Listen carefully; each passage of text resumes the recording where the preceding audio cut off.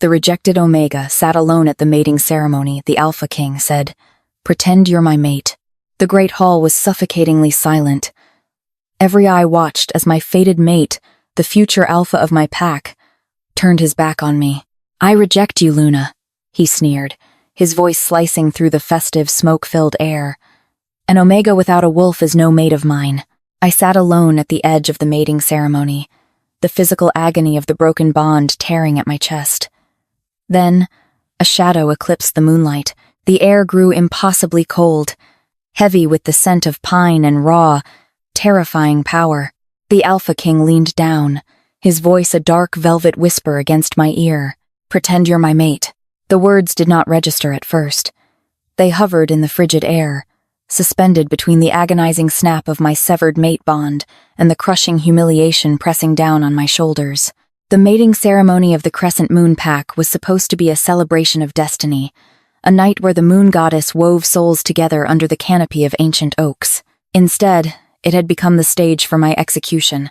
The scent of roasting venison and sweet wine soured in my throat. I stared at the polished wooden floorboards, the grain blurring as tears I refused to shed burned the backs of my eyes. Caleb, my former fated mate, stood just yards away, his chest puffed out, already leaning into the fawning touch of a high-ranking beta female. The pack's murmurs were a physical weight, pity, disgust, relief.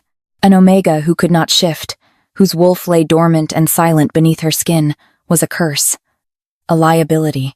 The pain in my chest was absolute. It felt as though a jagged blade had been dragged through my sternum, hollowing out the place where the golden thread of the mate bond had once glowed.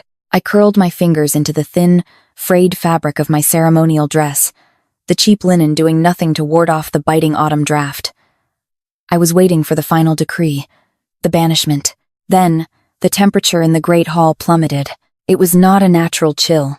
It was the absolute, bone-deep cold of a glacial storm, the kind that silenced forests and froze rivers in their tracks. The crackling bonfires lining the hall dimmed, their flames shrinking back as if terrified by an unseen presence. The murmurs died instantly. The heavy, suffocating silence that followed was not born of respect, but of primal, undeniable terror. A shadow fell over me, blocking out the pale moonlight that streamed through the high windows. The scent hit me first, sharp mountain pine, crushed obsidian, and the electric tang of ozone right before a lightning strike. It was an alpha scent, but it was so potent, so overwhelmingly dominant, that my lungs seized.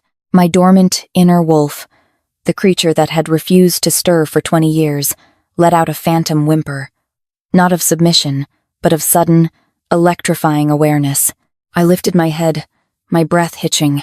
He stood beside my small, isolated wooden bench like a dark monolith. Alexander, the Alpha King of the Northern Wastes, a myth made flesh. He was not supposed to be here. He rarely left his frozen dominion. A sovereign who ruled over the most brutal, untamed packs on the continent. Yet here he was, draped in a cloak of midnight black fur, his broad shoulders blocking out the entirety of my pack. His face was carved from marble and shadow, harsh and unforgiving, with a jawline that looked sharp enough to draw blood.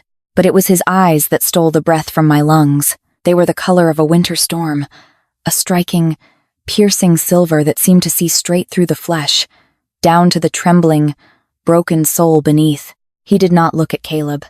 He did not look at the alpha of my pack, who was currently stuttering, scrambling to his feet, bowing so low his forehead nearly touched the floorboards.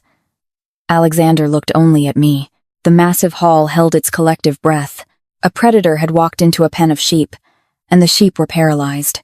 He stepped closer, his boots making no sound against the wood. The sheer force of his aura was a physical pressure, heavy and suffocating, yet strangely grounding. It pushed against the hollow, bleeding ache in my chest, filling the void with an icy, terrifying heat. He leaned down, his towering frame bending until his face was mere inches from mine. I trembled, my small hands gripping the edge of the bench so hard my knuckles bled white. I expected a sneer. I expected him to demand why a broken, useless Omega was polluting his breathing space. Instead, a lock of raven black hair fell across his forehead as he tilted his head, The heat radiating from his skin was a stark contrast to the winter storm in his eyes. When he spoke, the sound was a dark velvet whisper, meant only for my ears, vibrating against the shell of my ear and sending a violent shiver down my spine. "Pretend you're my mate." My heart stopped. It simply ceased to beat, suspended in a vacuum of disbelief. I stared into his silver eyes, searching for the cruel punchline, the mockery. There was none, only a quiet, intense demand. Slowly, deliberately, he extended a hand toward me. His fingers were long, calloused, wrapped in fingerless leather gloves that smelled of old battles and frost. It was an invitation, but with the Alpha King, an invitation was an absolute command. Behind his massive silhouette, I could see the blurry faces of my pack. Caleb's jaw was unhinged, his eyes wide with a mixture of horror and sudden, nauseating jealousy. The Alpha of the Crescent Moon pack was pale, sweating profusely in the freezing air. They had discarded me like trash. And now, the most powerful wolf in the world was offering me his hand. The pain of the broken bond pulsed, a sickly throb in my veins. If I stayed, I would be cast out into the woods alone to die of the cold, or worse, succumb to the slow, wasting madness of a rejected Omega. I looked back at Alexander's large, steady hand. I did not know his game. I did not know why a king needed a broken Omega to play the part of a queen, but as the bitter wind howled against the great doors of the hall, I realized I had nothing left to lose. My hand trembled as I lifted it. The moment my small, pale fingers brushed against his rough palm, a spark of pure, unadulterated heat shot up my arm. It was not a mate bond, it couldn't be, but the sheer intensity of the contact made me gasp. Alexander's grip tightened instantly, encasing my hand in absolute warmth. He pulled me to my feet. My legs were weak, the shock of the rejection still making the room spin, but he did not let me fall. He stepped close, wrapping a thick, heavy arm around my waist, pulling my back flush against his solid chest. The entire great hall gasped collectively. "The Crescent Moon pack has made its choice," Alexander's voice boomed, no longer a whisper. It was the roar of an avalanche, shaking the very rafters of the hall. "And I have made mine. This Omega is under my protection. She is mine." He did not wait for a response. He did not ask for permission. Keeping me securely tucked against his side, his cloak falling over my shivering shoulders, the Alpha King turned and walked me out of the great hall. The heavy oak doors slammed shut behind us, plunging us into the freezing, silent embrace of the winter night, and leaving the ashes of my old life behind. The transition from the oppressive, suffocating atmosphere of the great hall to the biting, razor-sharp air of the outside world was jarring. The night was cloaked in a heavy snowfall, the large, crystalline flakes catching the moonlight as they drifted down to blanket the earth. Waiting at the edge of the tree line was a carriage that belonged in a dark fairy tale. It was massive, constructed of midnight black wood and reinforced with heavy wrought iron, pulled by 4 colossal beasts that looked more like dire wolves than draft horses. Their breath plumed in thick white clouds, their hooves pawing impatiently at the frozen ground. Elite guards, armored in dark leather and steel, sat motionless atop their mounts, their eyes glowing faintly in the shadows. Alexander did not slow his pace. His arm remained a band of steel around my waist, supporting my weight as my knees threatened to buckle with every step. The adrenaline that had propelled me out of the hall was rapidly draining, leaving behind the raw, visceral trauma of the rejection. My chest seized. Every breath was a jagged shard of glass tearing through my lungs. He lifted me effortlessly, his large hands gripping my waist as he deposited me onto the plush velvet seats inside the carriage. Before I could scramble back into the corner, he climbed in after me, his massive frame taking up the majority of the confined space. The heavy door clicked shut, plunging us into a dim, quiet sanctuary insulated from the roaring wind outside. The carriage jolted into motion, the rhythm of the hooves a steady, hypnotic drumming against the hard earth. I curled my knees to my chest, pressing myself into the far corner of the leather seat. The interior smelled heavily of him, that intoxicating blend of pine, frost, and dark musk. It was overwhelming, a sensory overload that made my head spin. I wrapped my arms around my shins, burying my face in my knees as an involuntary sob finally broke past my lips. I couldn't stop it. The dam broke. The humiliation, the terror, the agonizing physical severing of a soul tie, it all rushed in at once. My small frame shook violently, my teeth chattering not just from the cold, but from the deep, internal shock setting into my bones. A rejected Omega rarely survived the first few weeks. The physical toll of the broken bond was often too much for the heart to bear. I cried silently, trying to smother the pathetic sounds of my weeping against my knees. I was terrified of angering him. He was a king, a warlord. He did not bring me here to listen to me mourn a lesser wolf. The carriage swayed. I squeezed my eyes shut, expecting him to order me to be quiet, to demand composure. Instead, there was the rustle of heavy fabric. The air shifted, the suffocating heat of his presence moving closer.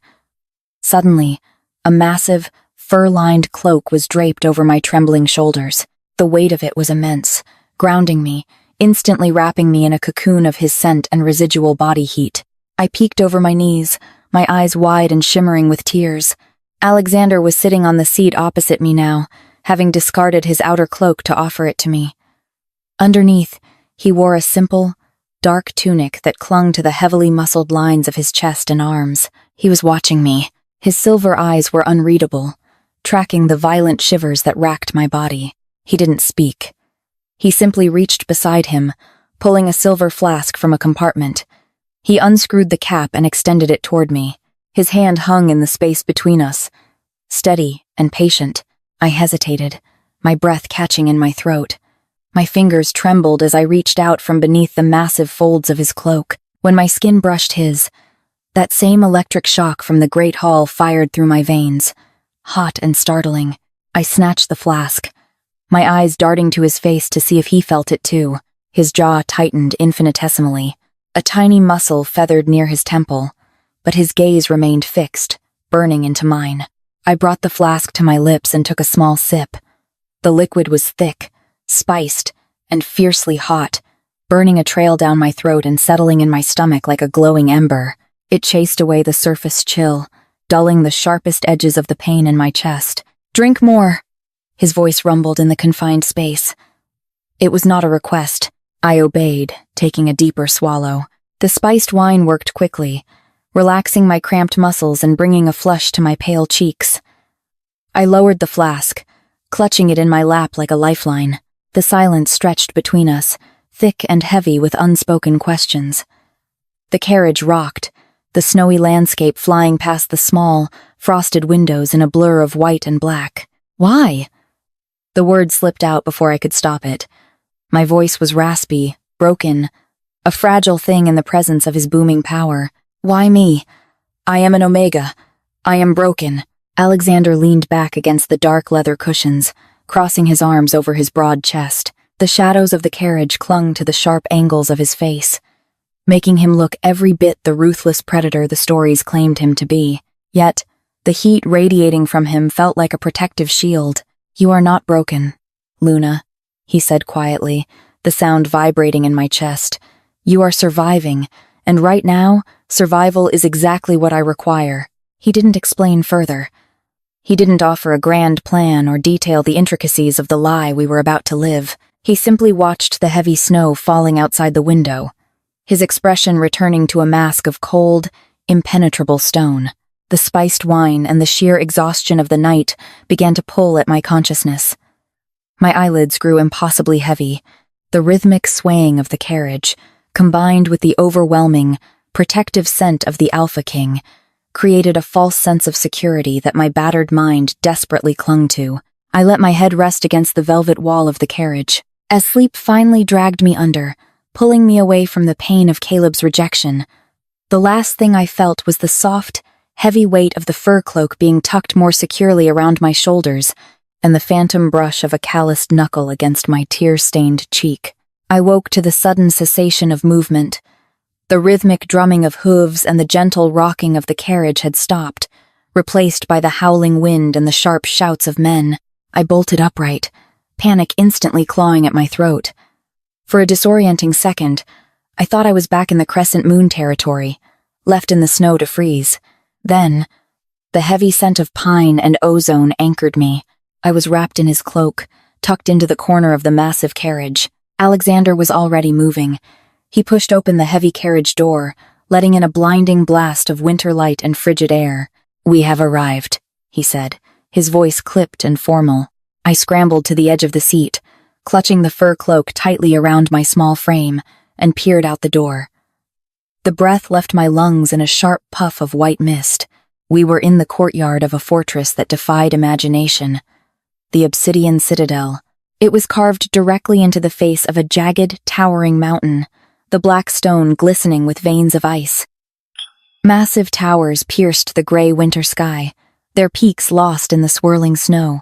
The courtyard was vast, paved with dark cobblestones, and currently filled with dozens of wolves, guards, servants, and nobility all standing at strict attention. They were waiting for their king. And they were waiting to see the mate he had claimed. I shrank back into the shadows of the carriage, my heart hammering a frantic, bird-like rhythm against my ribs. I couldn't do this. I was an Omega from a lesser pack, dressed in a frayed ceremonial gown, bearing the fresh, invisible scars of rejection. I was not a queen. I didn't even have a wolf to lend me strength. Alexander stepped out onto the frozen stones, the crunch of his boots echoing in the sudden, eerie silence of the courtyard. Every head bowed. He stood there for a moment, a dark, imposing god of winter, before he turned back to the carriage. He stepped up into the doorway, blocking the piercing gazes of his court. The harsh daylight illuminated his face, highlighting the deep shadows beneath his silver eyes. He looked tired. I realized suddenly, beneath the terrifying aura, the king was weary. He leaned in, placing a hand on either side of the doorway, trapping me in his shadow. His voice dropped to that velvet whisper, meant only for us. "Listen to me, little wolf," he commanded softly. "Beyond these doors, the pack is watching. My enemies are watching. From the moment your feet touch that stone, you are not a rejected Omega. You are Luna, the chosen mate of the Alpha King. You do not bow. You do not cower. You belong by my side." "I don't know how," I whispered back, my voice trembling, tears threatening to spill again. "I'm terrified." Alexander's expression softened, a micro-expression so fleeting I thought I had imagined it. He reached out, his warm, rough fingers gently wiping away a stray tear that had escaped my lashes. The touch sent a jolt of electricity straight to my heart.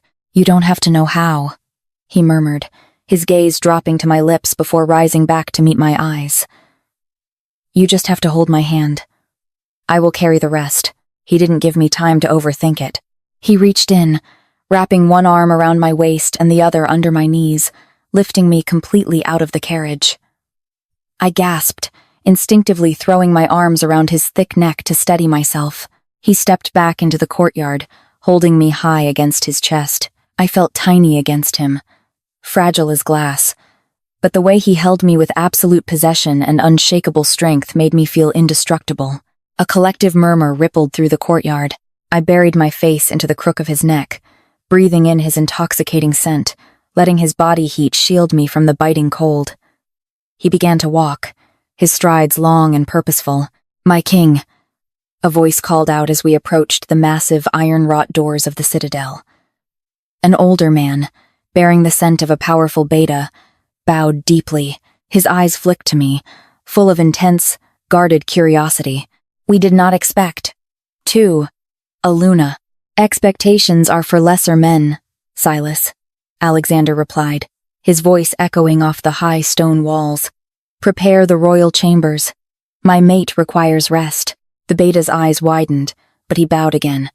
"At once, sire." Alexander carried me through the great doors, stepping out of the winter storm and into a cavernous hall lit by hundreds of roaring torches. The stone walls radiated a deep, ancient warmth. Tapestries of deep crimson and black hung from the high rafters, depicting fearsome wolves in battle. He didn't put me down.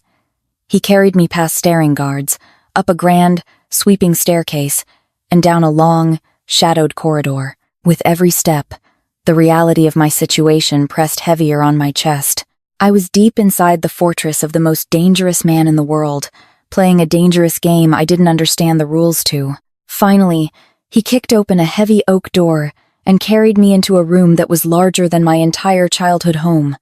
A massive fire crackled in a hearth big enough to stand in. The bed in the center of the room was a sprawling sea of dark furs and silk sheets. Alexander set me down gently on the edge of the mattress. My feet sank into a thick, plush rug. The moment he released me, the cold seeped back into my bones, and I missed his touch so violently it frightened me. He stood before me, chest heaving slightly from the climb, his silver eyes dark and unreadable in the firelight. He looked down at me, small and shivering on his massive bed. "You are safe here, Luna," he said, the command gone from his voice, replaced by a low, gravelly promise. "No one from the crescent moon will ever touch you again." He turned on his heel, his dark cloak swirling around his ankles, and headed for the door. "Wait," I called out, my voice barely above a whisper. He paused, his hand on the heavy iron latch. "When does the pretending end? When do I go home?" Alexander didn't turn around. He stood there for a long, agonizing moment, the flickering firelight casting long, dancing shadows across his broad back. When he finally spoke, his words sent a chill down my spine that had nothing to do with the winter air outside. "You are home, Luna," he murmured softly. The heavy oak door clicked shut behind him, the sound echoing like a lock tumbling into place. I was alone in the Alpha King's bedchamber, pretending to be a queen, realizing with a sudden, breathless panic that the king might not be pretending at all. Morning in the obsidian citadel did not break. It bled slowly through the frost. I woke to the sound of wind battering against towering, arching windows. For a terrifying, disorienting second, I thought I was back in the drafty Omega quarters of my old pack. I braced myself for the sharp sting of Caleb's rejection, expecting the gaping wound in my chest to flare with white-hot agony. The pain was there, a dull, aching bruise beneath my ribs, but the sharp, breathless severing was gone. I pressed my hand to my sternum. Beneath my palm, my heartbeat was steady. More surprising than my survival was the scent that filled my lungs with every breath. Pine needles, snowmelt, and the dark, magnetic musk of the Alpha King. I was buried beneath a mountain of pelts, thick, heavy furs of obsidian and silver that trapped my body heat and smelled overwhelmingly of him. The massive bed was empty save for me. Slowly, I sat up, clutching the sheets to my chest. The bedchamber was magnificent in the harsh, slanting light of the winter sun. The walls were constructed of the same dark stone as the courtyard, but softened by immense tapestries of deep crimson velvet. A roaring fire snapped and hissed in a hearth large enough to roast an ox, casting dancing orange shadows against the ice-veined walls. I swung my legs over the edge of the mattress, my bare toes sinking into the plush white rug. My ceremonial dress, cheap linen and fraying at the seams, looked pathetic against the opulence of the room. I felt pathetic. A little impostor dropped into the den of a god. A soft knock echoed through the cavernous space. Before I could answer, the heavy oak door creaked open. An older woman stepped inside. She possessed the unassuming grace of a beta, her silver hair pulled back into a severe braid, her eyes the color of pale winter ice. She carried a massive basin of steaming water, followed closely by two younger Omegas balancing folded garments and towels. "Good morning, my Luna," the older woman said, her voice a soft, melodic contrast to the harshness of the citadel. She bowed deeply, presenting the back of her neck in a gesture of absolute submission. The younger Omegas mirrored her instantly. I froze, my throat constricting. In the Crescent Moon Pack, no one had bowed to me in my entire life. I was the one who scrubbed the floors, the one who averted her eyes. "Please," I rasped, my voice thick with sleep and lingering tears. "Don't do that. I'm just Luna." The woman straightened, her expression gentle but unyielding. "You are the mate of the Alpha King. To us, you are the moon made flesh. I am Alara, head of the royal household. The king has ordered a bath drawn for you, and garments worthy of your station." She gestured toward an alcove I hadn't noticed, where a sunken tub carved from dark marble was already steaming. The scent of crushed lavender and sharp mint filled the air. I allowed them to lead me to the alcove. As I slipped out of my ruined ceremonial dress, I felt a rush of shame at my slender, pale frame, devoid of the muscular build typical of a she-wolf. But Alara's eyes held no judgment. She washed my hair with tender, rhythmic motions, scrubbing away the smoke of the crescent moon bonfires, washing away the scent of the dirt I had slept in, washing away the lingering, sour tang of Caleb's rejection. As the hot water worked the deep, agonizing tension from my muscles, my mind raced. "Pretend you're my mate." Alexander's velvet command echoed in my ears. Why would he go to such lengths? Why bring a useless, broken wolf into his impenetrable fortress? "The king is waiting for you in the great hall, my Luna," Alara murmured as she wrapped me in a heavy, heated towel. My stomach plummeted. "The hall? Now? Court is in session. He requested your presence at his side." Alara did not give me a dress. She brought forward garments designed for survival and sovereignty. Soft, tailored leather pants that clung to my legs, a tunic of spun silver thread that felt like liquid against my skin, and a magnificent bodice of deep crimson velvet, embroidered with the black wolf crest of the northern wastes. Finally, she draped a cloak of white wolf fur over my shoulders, fastening it at my collarbone with a heavy silver clasp. I looked in the tall, standing mirror of polished glass. The woman staring back at me was a stranger. Her eyes, usually wide with anxiety and subservience, looked startlingly clear against the dark crimson of her bodice. The white fur framed her pale face, making the dark cascade of her hair look like midnight against snow. I didn't look like a rejected Omega. I looked like a queen of the ice, but my hands were trembling. Alara led me out of the bedchamber, down the sprawling, winding corridors of the citadel. The air grew colder the further down we went, the architecture shifting from private opulence to brutal, militaristic grandeur. Guard wolves, massive men clad in chainmail and leather, stood at attention every 10 paces. As I passed, they slammed a closed fist over their hearts in salute. The sheer respect was dizzying. We reached a set of towering double doors crafted from solid iron and dark wood. From behind them, the low, rumbling hum of dozens of powerful alphas vibrating in conversation bled into the hallway. Alara paused, placing a gentle hand on my arm. "Hold your head high, little wolf," she whispered. "They will smell your fear, but they must see your fire." She signaled the guards. The massive iron doors groaned as they were pushed open, revealing the absolute heart of the northern wastes. The great hall of the obsidian citadel was a cavern of power. Dozens of banners hung from the shadowy rafters. Long tables were pushed to the sides, leaving a wide, polished aisle leading directly to a raised dais at the far end. Hundreds of eyes snapped to me, the sheer, suffocating weight of so many alpha auras crashing against me at once nearly drove me to my knees. Then, I saw him. Alexander sat upon a throne carved from a single, jagged piece of dark ice.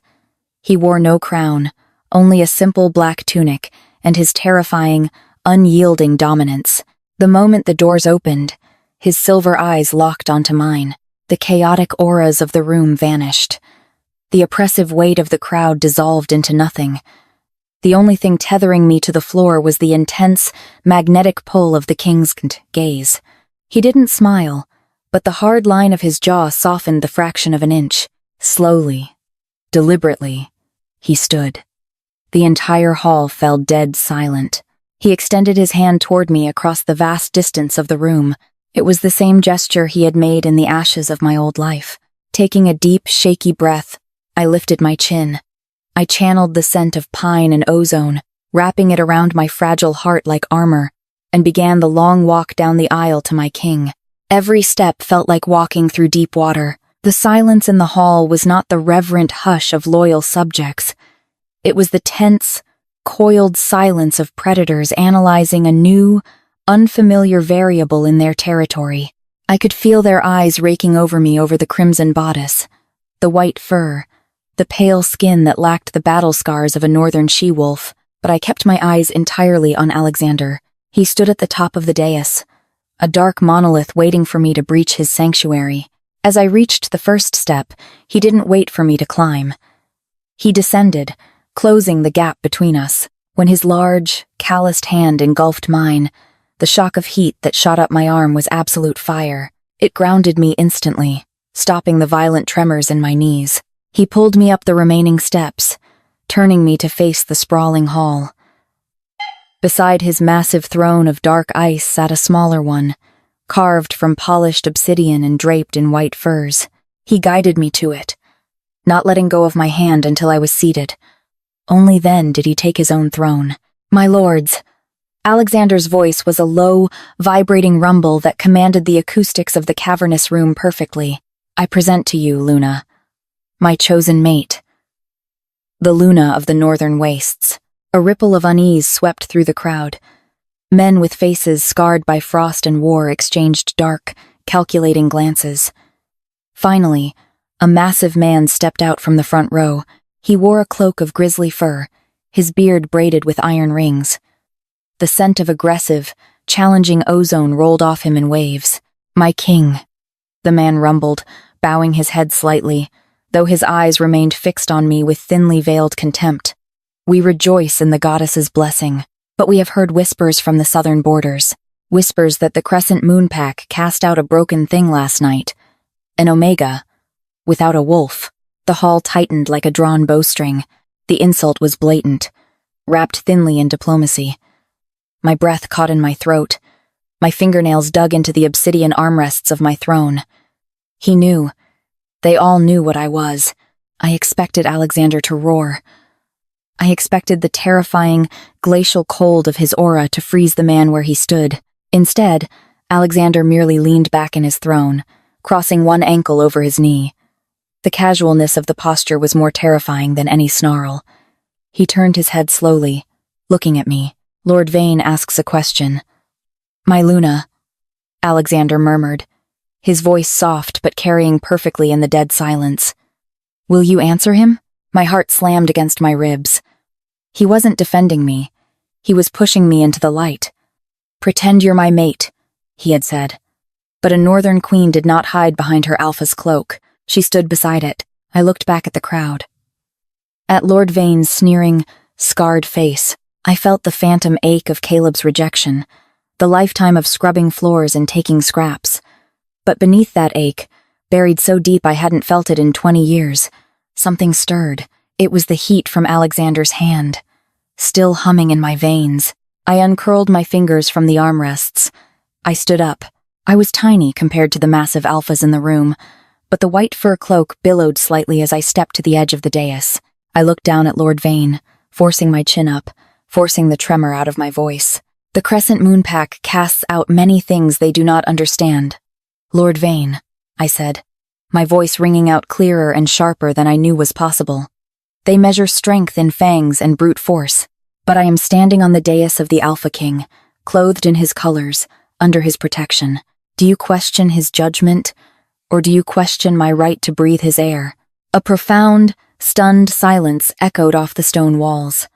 Lord Vane's jaw tightened, his eyes flashing with irritation, but he dared not speak treason against the king's direct choice.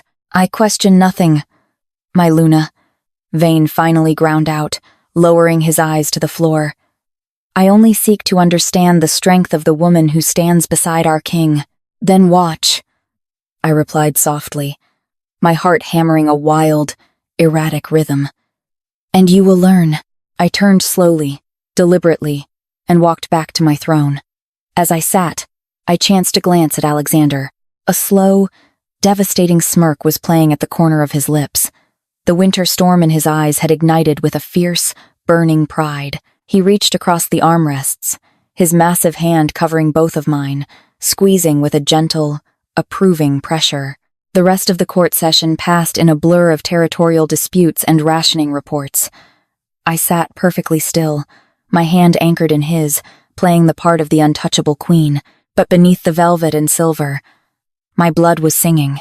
The dormant, dead thing inside me had twitched. When the hall finally emptied, the heavy doors groaning shut behind the last lord, the adrenaline crashed out of my system in a sickening wave. I slumped slightly against the back of the throne. Suddenly exhausted, Alexander stood, pulling me up with him. "Come with me," he said, the velvet whisper returning. The smirk was gone, replaced by a dark, intense urgency. "There is something you need to see, something you need to understand." He didn't lead me back to the royal chambers. Instead, he pulled me through a hidden door behind the dais, down a narrow, winding staircase carved directly into the heart of the mountain, plunging us deep into the shadows of the obsidian citadel. The air in the hidden stairwell grew progressively colder, but it wasn't the bitter, biting chill of the winter winds. It was an ancient, static cold, the kind that preserved secrets. Alexander's hand never left mine, his thumb drawing slow, rhythmic circles against my knuckles. It was the only thing keeping my teeth from chattering. "Where are we going?" I whispered, my voice bouncing off the claustrophobic stone walls. "To the roots of the mountain," he replied, his broad back shifting beneath his dark tunic as he led the way. "Where the truth of my bloodline is kept." We emerged into a massive, cavernous space that stole the breath from my lungs. It was an underground conservatory, a vast dome of reinforced glass that looked out not onto the sky, but into the heart of a glowing, blue glacier. The room itself was a sprawling garden of frost blooms, pale, crystalline flowers that grew only in the deepest, coldest parts of the world. They glowed with a faint, bioluminescent light, casting ethereal shadows across the stone paths. In the center of the garden stood a pool of water so black and still it looked like liquid obsidian. Alexander stopped at the edge of the water. He let go of my hand, and I immediately mourned the loss of his heat. He turned his back to me, staring into the dark reflection, his broad shoulders suddenly looking incredibly heavy. "You asked me why I chose you," he began, his voice barely a murmur over the soft dripping of condensation from the glass roof. "Why the Alpha King would claim a broken, dormant Omega from a southern pack. Survival, you said." I wrapped my arms around myself, stepping closer to the edge of the pool. "But whose? You are a king. You have armies. What could you possibly need to survive?" Alexander turned his head. The bioluminescent light of the frost blooms caught the silver of his eyes, making them look almost translucent. "Myself." He turned fully to face me, lifting his hands. Slowly, deliberately, he pulled off the heavy leather gloves he always wore. I gasped. His hands were beautiful, strong and calloused, but from his fingertips up to his mid-forearms, his skin was laced with jagged, glowing veins of pure, terrifying frost. It looked like ice creeping through his blood, pulsating with a faint, deadly blue light. "The bloodline of the Northern Kings is tied to the winter," he said, his voice dropping into a register of raw pain. "It gives us our power, our dominance. But it is a curse, Luna. The frost doesn't just grant us dominion over the ice, it consumes us. Without an anchor, my inner wolf becomes feral, swallowed entirely by the cold. Eventually, the ice reaches the heart, and the king becomes nothing more than a mindless, frozen beast." I stared at his arms, my heart breaking at the sight of the creeping corruption. "An anchor? Like a mate?" "My fated mate," he said softly, the words sharp and bitter, "was killed before I ever took the throne." The bond snapped, leaving my wolf untethered. For a decade, I have been fighting a losing war against my own magic. Every year, the ice creeps closer to my heart. "But I don't understand," I whispered, stepping closer to him, the fear eclipsed by a sudden, overwhelming urge to comfort him. "I'm not your mate, and my wolf is dormant. I have no magic to give you." Alexander stepped into my space, his massive frame towering over me. He looked down, his eyes burning with an intensity that made the air crackle. "That is exactly why I need you," he breathed. "Any other she-wolf, any other alpha or beta, their wolf would either submit to my aura or fight it until they were driven mad. My power is too absolute. It crushes anything that tries to bond with it." He slowly lifted a bare hand, hesitating for a fraction of a second before gently brushing the back of his frost-laced knuckles against my cheek. I sucked in a sharp breath. It was freezing, a burning, absolute cold, but it didn't hurt. Instead, deep within my chest, beneath the bruise of Caleb's rejection, the dormant, silent thing in my soul uncoiled. It stretched. It purred. "Your wolf is not dead, Luna," Alexander whispered, his thumb tracing my jawline, watching my eyes widen in shock as the phantom sensation of claws and fur rippled beneath my skin. She is a vault. She went to sleep because the wolves of your old pack were too weak to command her attention. Because she was waiting. Waiting for what? I breathed, my eyelids fluttering as the overwhelming scent of his pine and ozone flooded my senses. For a winter storm, he murmured. He leaned in, his forehead resting gently against mine. The heat of his breath contrasted wildly with the ice in his veins. When I touch you, my wolf calms. The ice retreats. Your silence is the only thing loud enough to quiet the monster in my blood.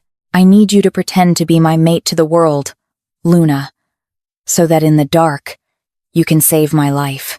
My hands moved of their own accord, reaching up to press against his chest, right over his heart. I could feel the powerful, heavy thud of it against my palms. He wasn't a cruel, untouchable god.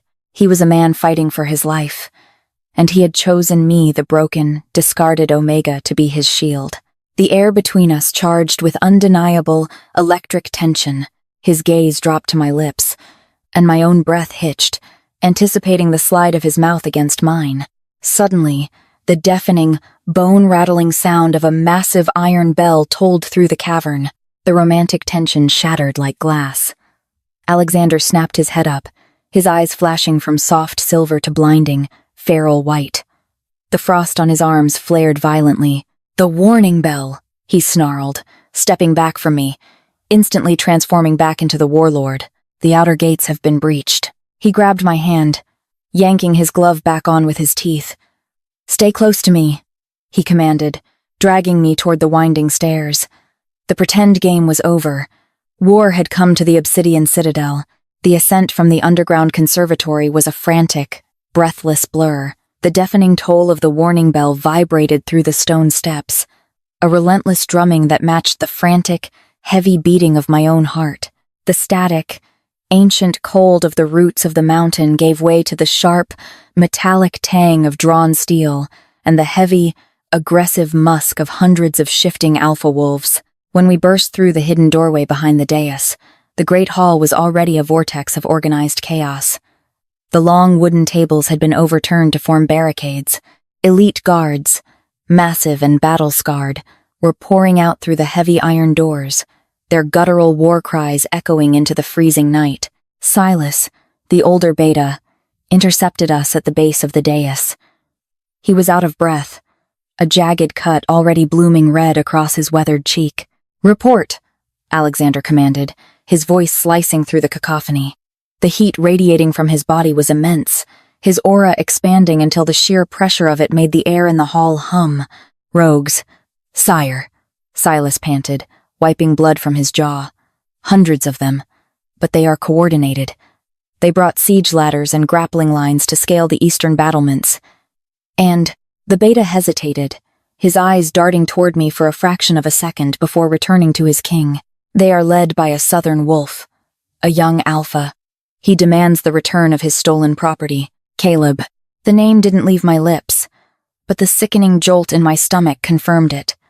His bruised ego couldn't tolerate the humiliation of the Alpha King taking the Omega he had publicly discarded. To his twisted pride, it wasn't about wanting me back.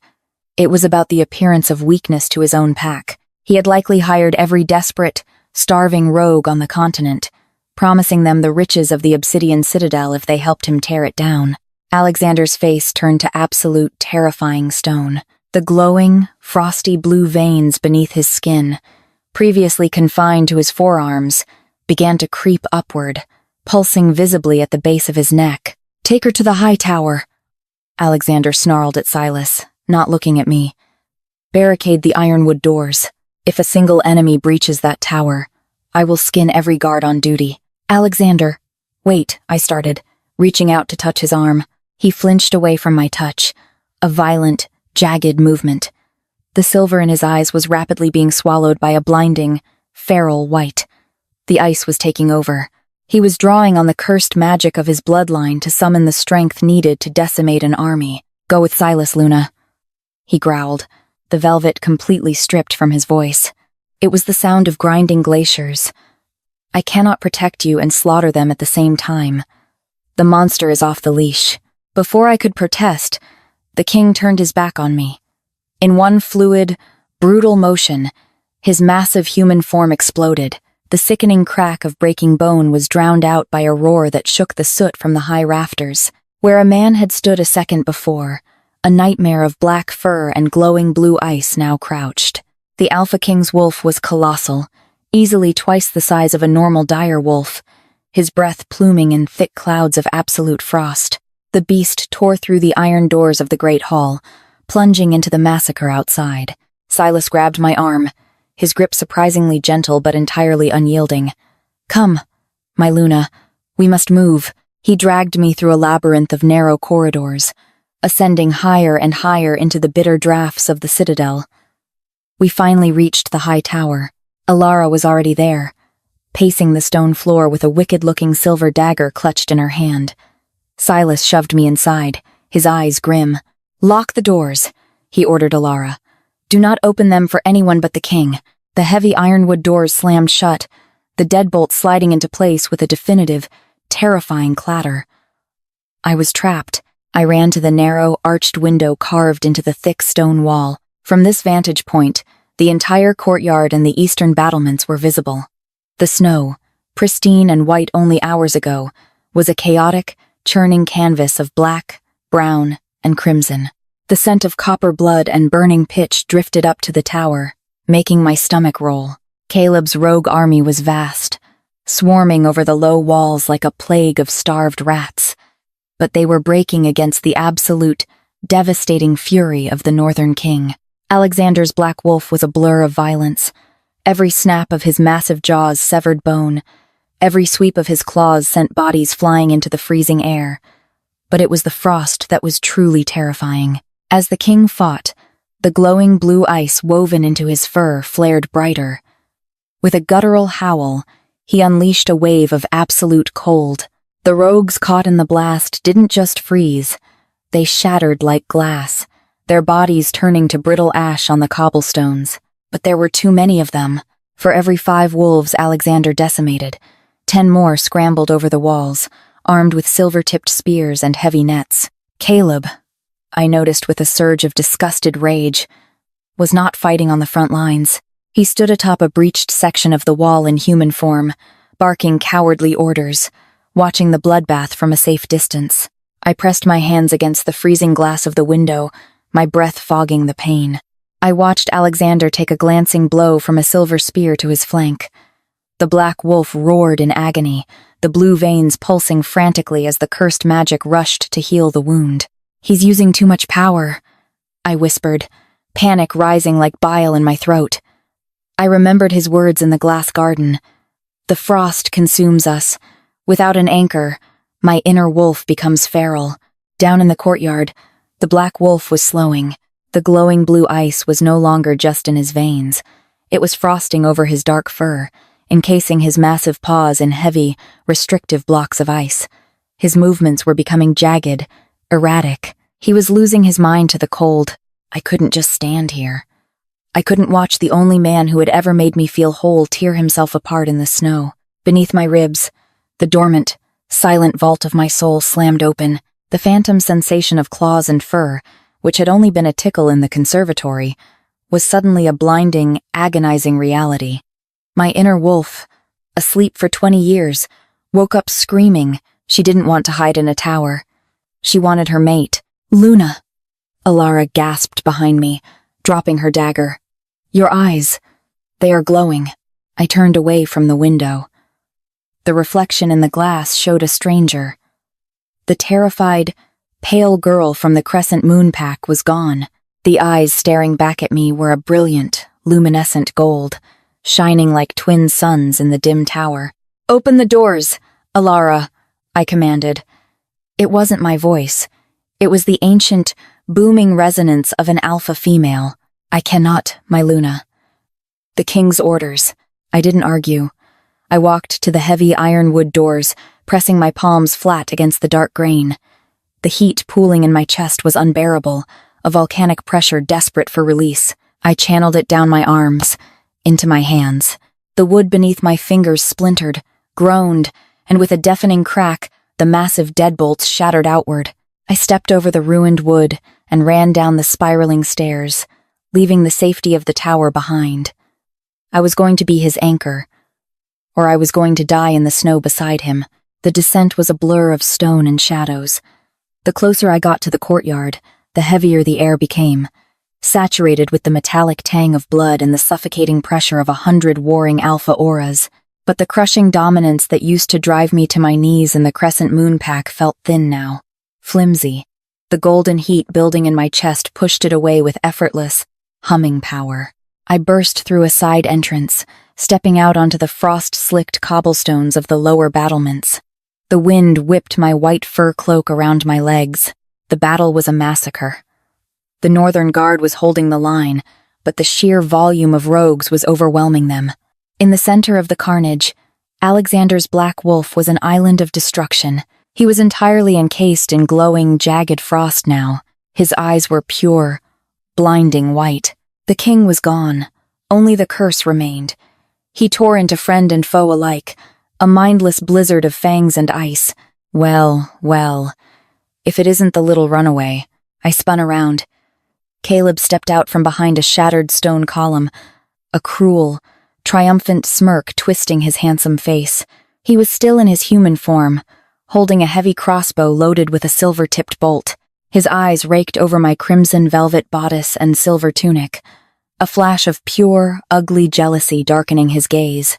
"You look ridiculous playing dress-up." "Luna," Caleb sneered, taking a slow step toward me. "Did you really think I'd let a freak of the North keep what belongs to me?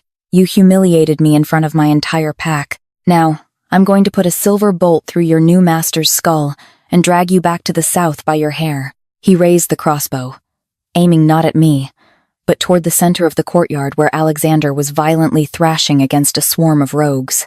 The heat in my chest didn't just boil. It erupted. "He is not my master," I said, my voice eerily calm, resonating with that deep, golden echo. "And I am not your property." Caleb's finger tightened on the trigger, his smirk faltering as the temperature around us suddenly shifted. It didn't grow colder. It grew impossibly, suffocatingly hot. The shift hit me like a lightning strike. It wasn't the agonizing, bone-breaking torture the elders had always described. It was a violent, euphoric release. My human form dissolved into a blinding flash of golden light. The world expanded, my senses sharpening to a razor edge. I could hear the individual snowflakes hitting the cobblestones. I could smell the terror sweating out of Caleb's pores. When the light faded, I did not stand as a small, fragile woman. I was massive. My paws hit the stone with the heavy, unyielding weight of an apex predator. My fur was not the gray or brown of a common wolf.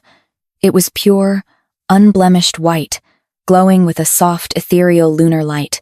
I stood taller than Caleb, looking down at his trembling human form. I was not just an omega. The silence in my soul had not been emptiness. It had been a cocoon, shielding an ancient, dormant bloodline until it found an alpha strong enough to survive it. I was a true Northern Luna. Caleb dropped the crossbow.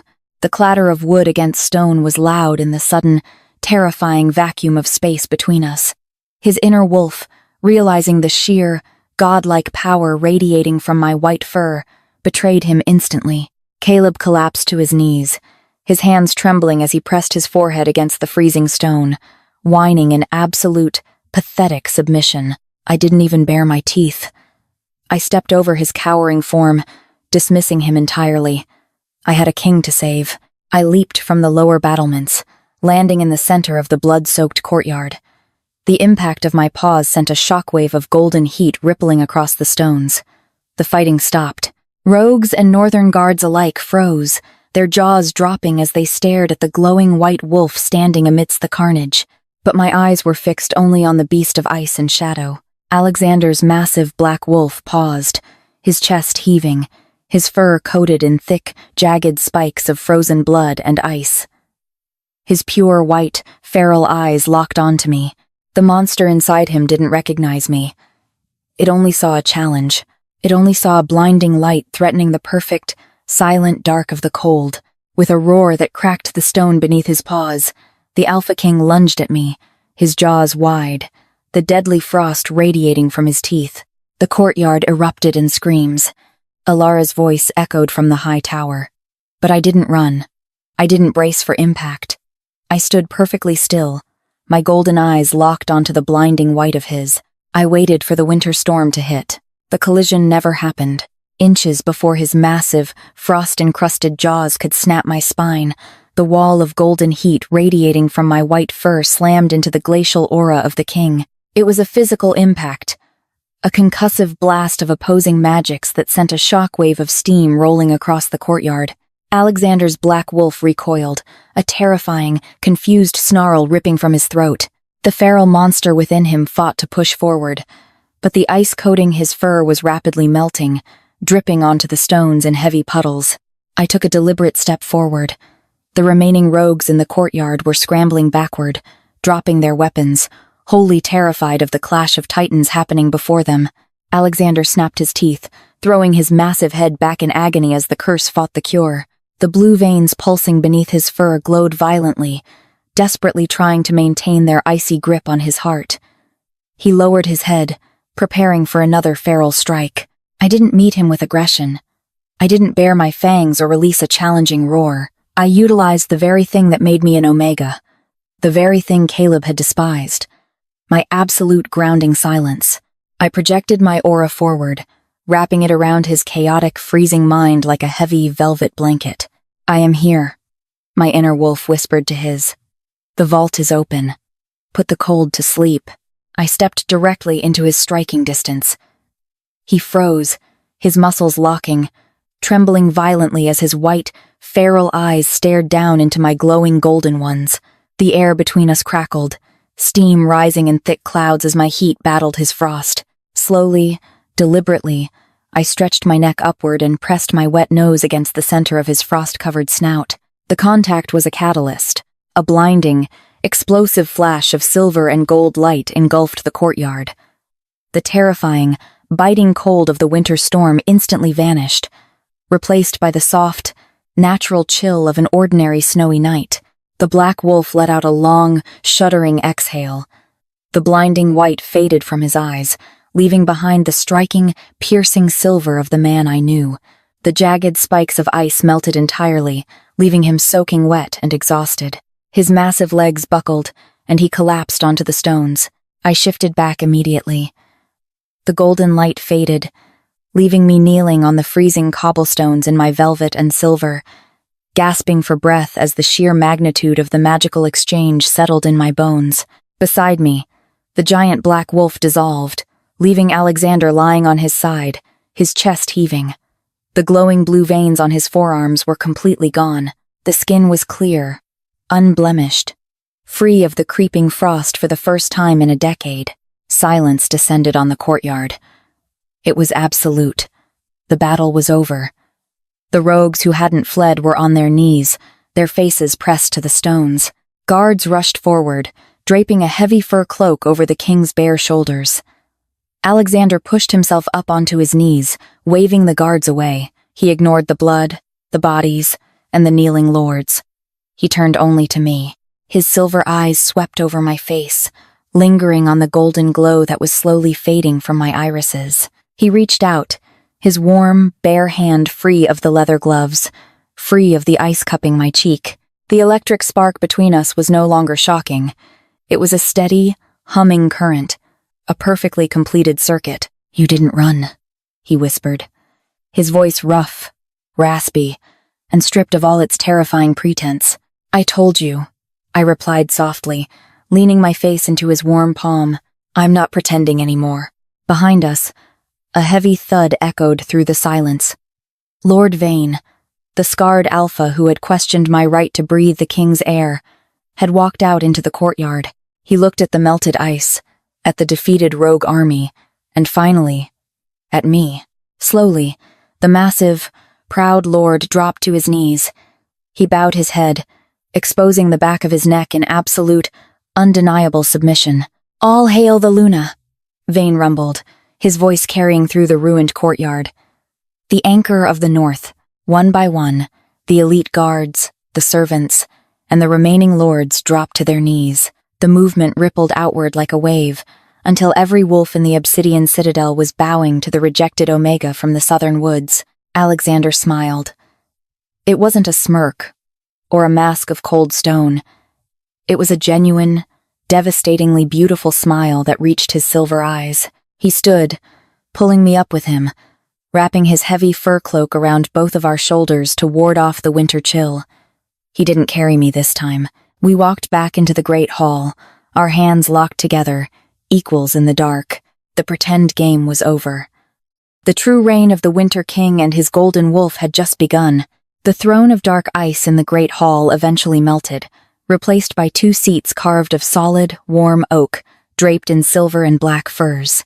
I never returned to the southern woods, and the crescent moon became a symbol not of my rejection, but of the night the stars realigned my fate. The curse of the northern bloodline was broken, quieted forever by the silent, unyielding vault of an Omega's heart. In the end, it was not brute strength or faded threads that saved the king, but the courageous choice of a broken girl who decided to walk into the blizzard and realized she was the sun. Thank you for reading. If you felt the chill of the northern wastes and the heat of Luna's awakening, please like, share, and subscribe for more epic, slow-burn shifter romances.